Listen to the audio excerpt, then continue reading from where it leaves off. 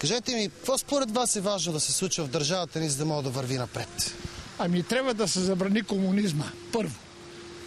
Да се свалят всички тия деца в държавна сигурност от възловите места, където и сега бъркат къде не трябва и работа се оправи. Държавата не може да върви напред, да има такива изедници като това, където приказва за комунистите. Те това, видиш, това е бил най-голем такъв доросняк. А сега приказва за комунистите. Добре, а я кажете хубаво, комунисти са си комунисти, само за момент. Комунисти си комунисти, ама кажете, какво според вас трябва да се случва в държавата, все пак за да върви напред? Трябва, не знам какво трябва да се случи, обаче трябва да се направи нещо.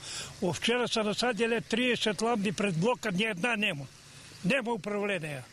Кажете ми как се казвате? Казвам се Роза Тодорова. Госпожо Тодорова, говорихте ми за книгите. Да.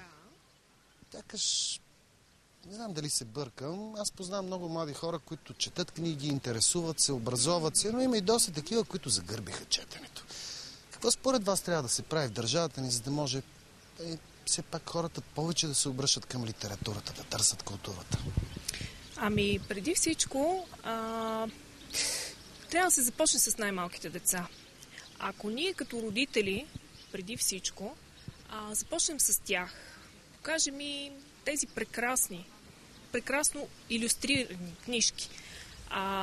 Със сигурност най-малките днес ще бъдат едни бъдещи читатели утре. Тоест трябва да се започне с тях. Добре, Огняне, ти си млад човек. Тук във Враца ли живееш? Не, идваме тук за лекарства от северо-западна България. Сме град Лом. Добре, чудесно. Много важен въпрос искам да ти задам. Аз съм ходил в град Лом. Какво според тебе е важно да се случва в държавата ни, за да може тя да върви напред, да живеете по-добре, особено млади хора като нас? Значи, моите хора като нас да осигуряват работа. Това най-вече... Аз се обърках да има работни места, защото повечето хора, както вие виждате, бягат от тази държава. Те са си свършили някакво образование, но работят като общи работници, изобщо къртовски труд в Европа, за да могат да се издържат, да имат по-добър бит, начин на живот, отколкото в България.